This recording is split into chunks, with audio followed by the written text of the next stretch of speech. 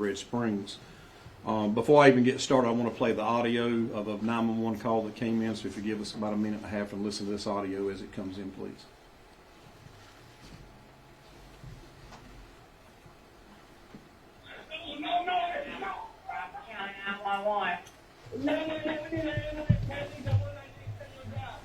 What? Sir, verify the address for me again, please. And your name. What's the phone number you're calling from? You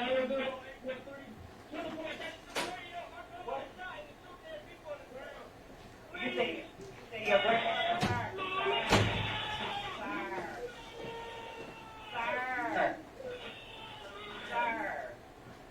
Sir, are you listening? I said, what did you say? So I can't hear you with the screaming. Tell me what's going on. 119, Samuel Williams died. My uncle, I know now, I'm playing out. I had grandfather. Go in the area, please. Your uncle and who else, sir? My uncle and my grandma, my aunt, please. All three of them shot, sir. Please, yes, please, come here. Your uncle, your grandma, and your aunt. Is any of them breathing? Sir. Sir, which ones is breathing? So are your uncle, sir, is your uncle and aunt breathing? We have someone on the way. Sir, listen, I need to. Sir, are you sure they're deceased, sir? Do you know who did it, sir? No.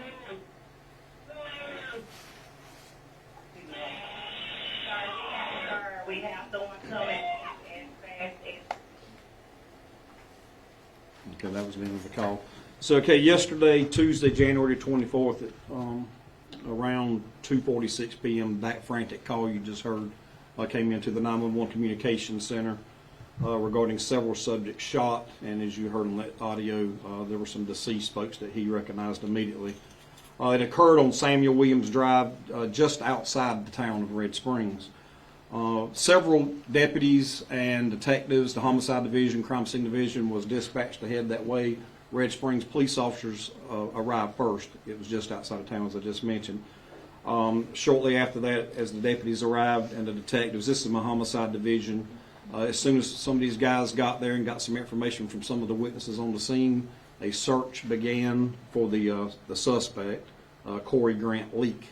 There was some conflicting information about how he left the scene. Some folks said that he ran into a wooded area, which was a huge wooded area right behind it, and a couple of folks said that he left on a moped.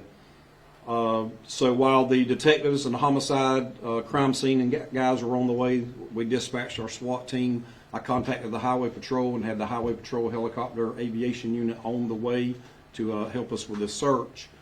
During that time period, shortly after 4 p.m. or so, we received a call from a citizen that had spotted our suspect. We had put it out on social media that we were looking for him.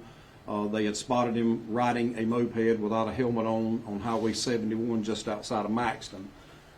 Shortly after that, some of our detectives spotted him in Maxton. I think he spotted them as well. He ditched his moped that he was operating at a local business there and began walking away, and they were able to surround him and arrest him without incident. He was taken into custody, brought here to the sheriff's office, was here for a pretty good while last night, and I will say that he was pretty cooperative with the entire investigation thus far. But what I want to talk about really right now is the victims in this. We had not released the victims' names until now. I know some of you had already put it out. We want to discuss these victims here, because what has happened here is we've taken away basically a family, and the shooter in this case, Corey Grant, is kin to these folks. And this lady right here is the only survivor that survived yesterday that was shot and was taken to a local hospital. And we are hoping that she will recover fully. She's got a lot to go through. In the meantime, she did receive gunshot wounds. multiple gunshot wounds. All of these victims you see here received multiple gunshot wounds. Her name is Aquila Williams Biggs. She's a 71-year-old grandmother, mother, obviously, that allowed this suspect, who was, again, a relative, I think it was her cousin, to live at her home to keep him from being homeless. This is a mother that has lost 2 of her children yesterday. These next 2 photos beside of her are her children. Donald Williams here in the center is a 51-year-old father and the son of Aquila. He was shot multiple times. He actually tried to escape from the suspect as he was shooting and was shot multiple times. Beside of him is his sister, Miss Aquila's daughter, Sierra Nicole Weary. She's a 34-year-old mother, again the daughter of Aquila, again shot multiple times. And the guy pictured here on the bottom is Mr. James Elijah Beauregard.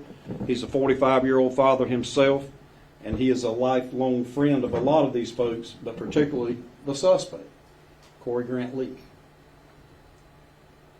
So again, we've lost basically a family here and friends in a small community of Red Springs in an area called the Bottoms. And these folks are very well known in their area and very well respected there in that area. Now let's talk about the suspect. I know y'all have were already familiar with him as well. This is Corey Grant Leak. He's 46 years old. What's disturbing about Corey is he's 46 years old, but he has spent over half of his life in prison. He committed a murder in 1993 and was arrested for it and spent time in jail until being convicted and sentenced to a life sentence in 1996. He was released from prison in October of 2020 and is under current parole through 2025. Now, this is a situation that I've talked about many times before, even as recently as another couple of murders that we had earlier this month. This is yet another example of a convicted felon that's walking our streets. And when you do that, those pictures you just seen is what happens. And that's what disturbs me about this whole situation. I know a lot of folks want to blame law enforcement. A lot of folks want to blame the criminal justice system. I think it's quite obvious where the blame lies. We're doing our job.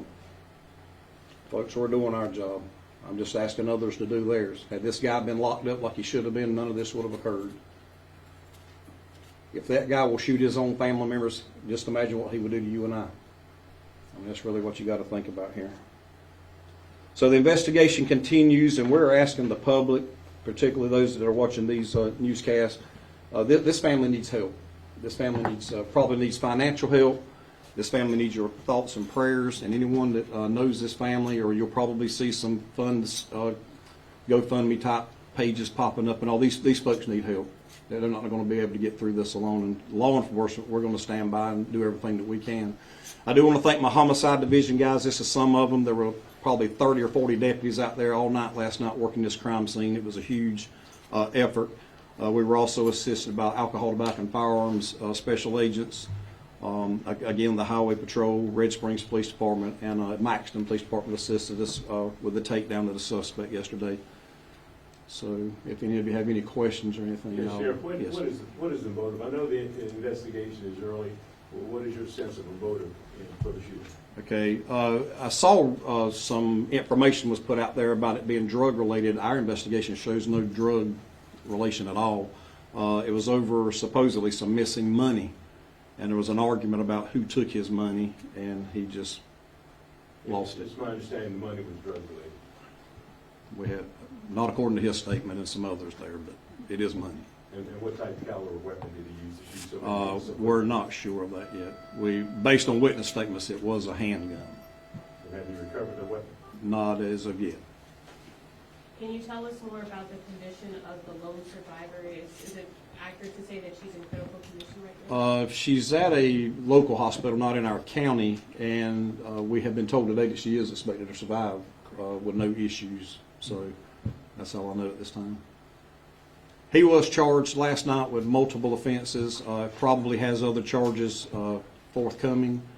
I'm not sure what the state parole folks will do to him, but just to clear up some confusion, I saw where someone put out that he was under $1 million bond. That's $1 million bond on the other charges that are not murder related. On the murder charges, 3 counts of murder, he's under no bond. So he will be held.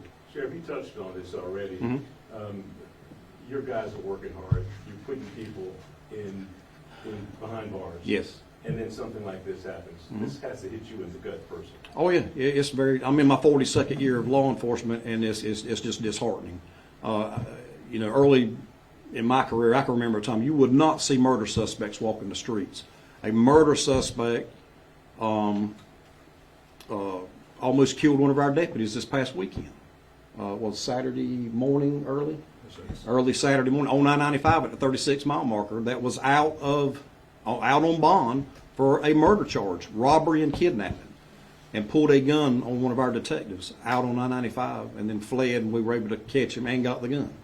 So I don't know what it's going to take, and again, law enforcement constantly catches that blame, but it's not our fault. We're doing our part. Once that person is presented to a magistrate and they're locked up in that detention center, we're done. That's it for us. We have no control.